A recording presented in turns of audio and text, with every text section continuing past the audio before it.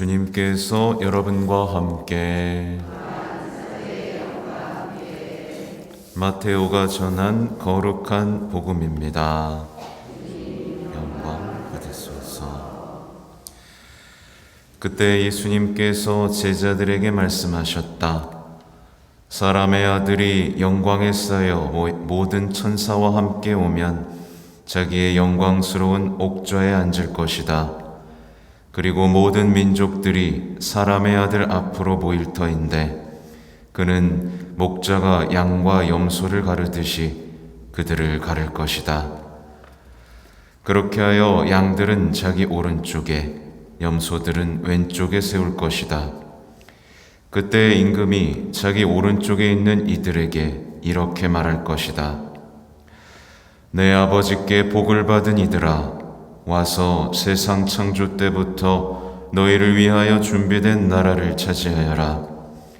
너희는 내가 굶주렸을 때에 먹을 것을 주었고 내가 목말랐을 때에 마실 것을 주었으며 내가 나그네였을 때에 따뜻이 맞아들였다. 또 내가 헐벗었을 때에 입을 것을 주었고 내가 병들었을 때에 돌보아 주었으며 내가 감옥에 있을 때에 찾아주었다. 그러면 그 의인들이 이렇게 말할 것이다. 주님, 저희가 언제 주님께서 굶주리신 것을 보고 먹을 것을 드렸고 목마르신 것을 보고 마실 것을 드렸습니까? 언제 주님께서 나그네 드신 것을 보고 따뜻이 맞아드렸고 헐벗으신 것을 보고 입을 것을 드렸습니까? 언제 주님께서 병드시거나 감옥에 계신 것을 보고 찾아가 뵈었습니까? 그러면 임금이 대답할 것이다. 내가 진실로 너희에게 말한다. 너희가 내 형제들인 이 가장 작은 이들 가운데 한 사람에게 해준 것이 바로 나에게 해준 것이다. 그때 임금은 왼쪽에 있는 자들에게도 이렇게 말할 것이다. 저주받은 자들아, 나에게서 떠나 악마와 그 부하들을 위하여 준비된 영원한 불 속에 들어가라. 너희는 내가 굶주렸을 때에 먹을 것을 주지 않았고 내가 목말랐을 때에 마실 것을 주지 않았으며 내가 나그네였을 때에 따뜻이 맞아들이지 않았다. 또 내가 헐벗었을 때에 입을 것을 주지 않았고 내가 병들었을 때와 감옥에 있을 때에 돌보아 주지 않았다. 그러면 그들도 이렇게 말할 것이다. 주님, 저희가 언제 주님께서 굶주리시거나 목마르시거나 나그네 드신 것을 보고 또 헐벗으시거나 병드시거나 감옥에 계신 것을 보고 시중 들지 않았다는 말씀입니까? 그때 임금이 대답할 것이다. 내가 진실로 너희에게 말한다. 너희가 이 가장 작은 이들 가운데 한 사람에게 해주지 않은 것이 바로 나에게 해주지 않은 것이다. 이렇게 하여 그들은 영원한 벌을 받는 곳으로 가고 의인들은 영원한 생명을 누리는 곳으로 갈 것이다. 주님의 말씀입니다.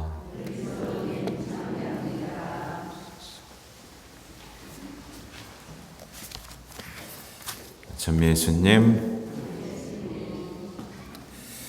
오늘 복음 어렵지 않죠? 잘 이해가 되셨죠? 네. 그래서 이 오른쪽에 많이 앉으셨나 봐요. 네. 어떻게 해요? 왼쪽에 앉아가지고. 오늘 복음을 들으면서 정말 우리의 신앙에 대해서 깊이 생각할 수 있어야 됩니다. 왜냐하면 오늘의 말씀, 이것을 내 신앙, 내 현실에서 녹여낼 수 있는 지혜가 있어야 되니까요. 안 그러면 이제 최종 심판 때 꼼짝없이 어디로 가요? 영원한 벌을 받게 되는 겁니다.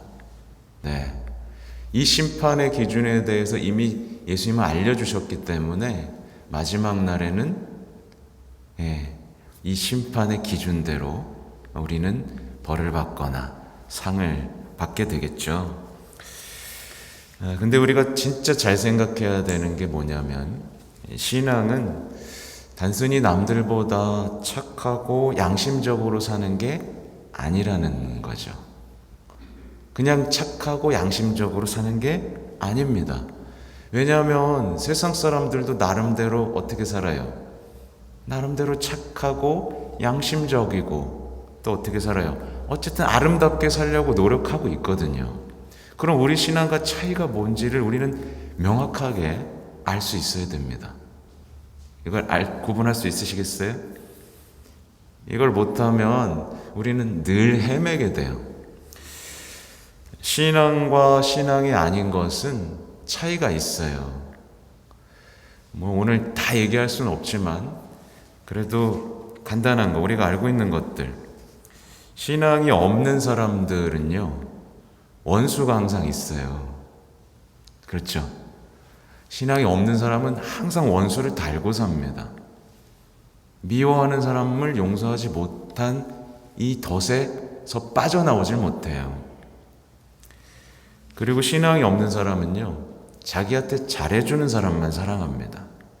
잘해주는 사람만. 신앙이 없는 사람은 자신을 버리는 법이 없어요. 절대 안 버립니다.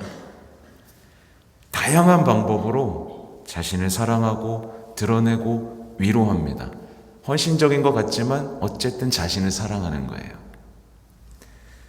근데 자신을 사랑하는 것을 방해하는 이들을 뭐라고 하냐면 나한테 상처 준 사람, 나의 적, 나의 원수, 이러는 거예요. 결국 자신을 사랑하기 때문에 상처받는 거고요. 자신을 사랑하기 때문에 원수가 생기는 겁니다. 나에 대한 사랑을 방해하잖아요. 이게 신앙이 없는 사람의 특징이고 하나님과의 관계가 끊어진 사람의 특징입니다. 신앙이 없는 사람은 보상이 없으면 사랑을 멈춥니다. 내가 이렇게까지 했는데 돌아오는 게 없어? 멈춥니다. 신앙이 없는 사람은요, 정확히 구분합니다. 사랑해야 될 사람과 무관심해도 되는 사람 구분합니다. 심지어 죽어도 되는 사람까지 구분합니다. 이 신앙이 없는 사람은 악과의 전투가 아니라 사람과의 전쟁, 이념과의 전쟁을 하고 살아갑니다. 여러분은 신앙인인가요? 신앙인이 아닌가요? 네. 여기 다 해당돼요? 네. 여기서 벗어날 수 있어야 됩니다. 네. 제가 조목조목 찝었죠, 막. 이제? 그러나 이제 신앙이 있는 사람은 어떤가? 제일 중요한 건 형제애인 거예요. 형제애. 왜냐면 우리 아버지잖아요. 하늘에 계신 우리 아버지, 성모님은 우리 어머니잖아요. 그러니까 다 형제예요. 형제라는 특징을 갖고 있습니다. 그래서 프란치스코 성은이 모두를 형제로 보잖아요. 그래서 제가 옆 사람을 자주 보라 그럽니다. 옆 사람 보세요. 네, 형제로 느껴집니까? 네. 아니면 어떻게든 내가 이겨 먹어야 되는 사람으로 여겨집니까? 그러니까 모두를 형제로 여기게 되는 게 신앙인으로 성장하는 거예요. 그리고 특별히 가장 작은 이들에 대한 사랑을 키워가는 게 신앙을 살아가는 겁니다. 특별히 오늘 복음에 비춰보면 임금이신 예수님에 대한 사랑을 키워야 돼요. 이 사랑이 시작되지 않으면 신앙은 열매가 없습니다. 예수님과의 사랑을 시작하는 게 진짜 제가 하는 모든 강론의 결론은 결국 예수님과의 사랑을 시작하라는 거예요. 이게 안 되면 아무 소용이 없습니다. 그리고 이 사랑이 시작돼야 가장 작은 이들 안에 계신 예수님과의 사랑도 시작할 수 있게 되는 거죠. 신앙이 있는 사람은 사랑합니다. 근데 죽상으로 사랑하는 게 아니라 기쁨과 즐거움 속에서 승리하는 사람의 얼굴로 사랑을 합니다. 예. 근데 이제 많은 신앙인들이 사랑은 하는데 죽상으로, 오이지상으로 사랑을 하곤 하죠. 그러니까 봉사를 하더라도 자기 만족, 어떤 보상이 아니라 예수님 때문에 사랑하는 거예요. 모든 삶의 기준이 예수님, 말씀인 겁니다. 오늘 복음에서 이제 우리가 이 천국에 들어갈 사람이 어떤 특징을 갖고 있는지를 발견할 수 있는데, 보면 이렇게 말하죠. 주님, 저희가 언제요? 라고 말합니다.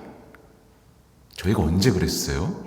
이게 천국에 들어가는 사람의 특징인 거예요. 그러니까 천국에 들어가는 사람은요, 자기가 한 사랑을 기억해요? 못해요? 못해요. 자기가 했던 사랑을 기억하지 못합니다. 왜냐면 너무 당연한 거니까 기억을 하지 못합니다. 근데 우리 보통 어때요? 다 기억합니다. 내가 잘해준 건 다 기억합니다. 야, 내가 이것도 해주고 저것도 해줬는데 네가 어떻게 나한테 이럴 수 있어? 이렇게 얘기하죠. 네. 기억하지 못하는 게 신앙인으로 성장하는 겁니다. 모든 싸움의 원인을 찾아보세요. 섭섭해서 그래요.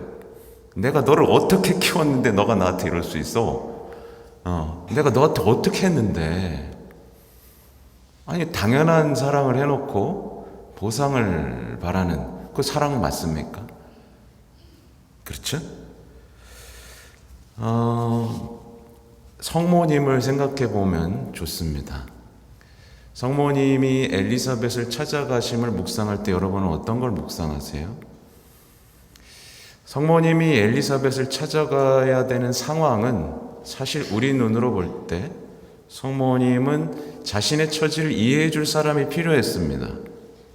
자신을 보호해 주고 자신을 사랑해 줄 사람이 필요했죠. 근데 어때요? 도움이 필요한 것에 갑니다. 근데 우리는 특히 고해서에 오시면요, 죄는 고백 안 하고요, 내 처지를 자꾸 얘기하세요. 제가 말이죠, 이런 상황에 있습니다. 내 처지를 이해해 달라고 하고 나에 대한 사랑을 요구하는 거죠. 그거 하느님한테 하세요. 저한테 하지 마세요. 네, 저는 사랑을 드릴 겁니다. 근데 먼저 하느님한테 하는 연습을 하셔야 돼요. 아무튼 자꾸만 자기의 처지를 이해해 달라고, 나 좀 사랑해 달라고. 예수님이 분명히 해주실 건데, 아무튼 여기에 멈춰서 있는 분들이 많이 있기 때문에 제가 말씀을 드렸어요. 이제 성모님처럼 자기의 이해, 자기에 대한 사랑을 요구하는 게 아니라 정말 당연한 사랑을 하기 시작한 사람들에게는 이제 예언이 주어지죠. 네, 성모님이 주님의 어머니께서 나에게 오시다니. 그러니까 내 존재에 대한 어떤 의미들을 거기서 찾는 거예요. 그리고 우리가 마지막 날 뭐라고 듣겠어요? 내가 바로 거기에 있었단다 라는 얘기를 듣겠죠. 그리고 세상 창조 때부터 준비된 나라를 갖게 될 것입니다. 근데 이제 저도 많이 이제 겪었던 일인데, 실전이죠. 실전에서 사랑을 하려고 하면 자꾸 어떻게 돼요? 실패하게 되죠. 뭐 여러 가지 이유를 찾을 수 있습니다. 내가 아직 예수님과의 사랑, 어떤 성덕으로의 어떤 성장이 이루어지지 않은 상태에서 사랑을 하면 자꾸 실패하게 되죠.